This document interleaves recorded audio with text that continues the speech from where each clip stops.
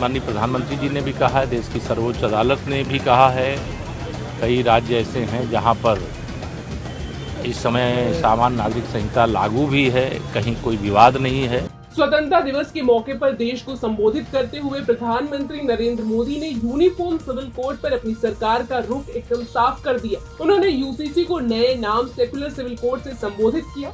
इस दौरान प्रधानमंत्री ने कहा, आज देश को कम्युनल नहीं बल्कि सेकुलर सिविल कोड की जरूरत है। इसी कड़ी में यूपी के डिप्टी सीएम केशव प्रसाद मौर्य ने यूनिफॉर्म सिविल कोड पर कहा कि कोर्ट ने भी टिप्पणी की है। कल प्रधानमंत्री जी ने कहा है कि इसकी जरूरत है। इस दौरान डिप्टी सीएम ने अपनी बात पर जोर देते हुए कहा, देश को कॉमन सिविल कोड की जरूरत है। सेक्युलर सिविल कोड पे कहा है कि उसकी बहुत ज़रूरत है। यूनिफॉर्म सिविल कोड की कई लोगों ने इस पर राय भी पहले दी है कि माननीय प्रधानमंत्री जी ने भी कहा है, देश की सर्वोच्च अदालत ने भी कहा है, कई राज्य ऐसे हैं जहां पर इस समय सामान्य नागरिक संहिता लागू भी है, कहीं कोई विवाद नहीं है और अब देश की ज़रूरत है।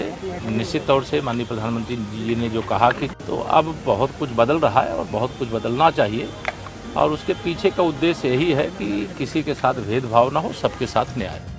जानिए क्या है सेकुलर सिविल कोड और इसके मायने। यूनिफॉर्म सिविल कोड यानी समान नागरिक संहिता। इसका सीधा सा मतलब है, देश में रहने वाले हर धर्म, जाति, संप्रदाय और वर्ग के लिए हर मुद्दे पर एक समान नियम कानून।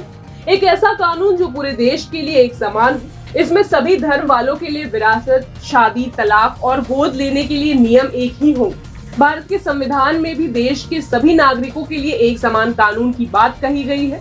इसका अनुच्छेद 44 नीति निर्देशक तत्वों में शामिल है और इस अनुच्छेद का उद्देश्य संविधान की प्रस्तावना में दिए गए धर्मनिरपेक्ष लोकतांत्रिक गणराज्य के सिद्धांत का पालन करना है। अनुच्छेद 44 में कहा गया है कि सभी नागरिकों के लिए एक यूनिफॉर्म सिविल कोड बनाना सरकार की अहम जिम्मेदारी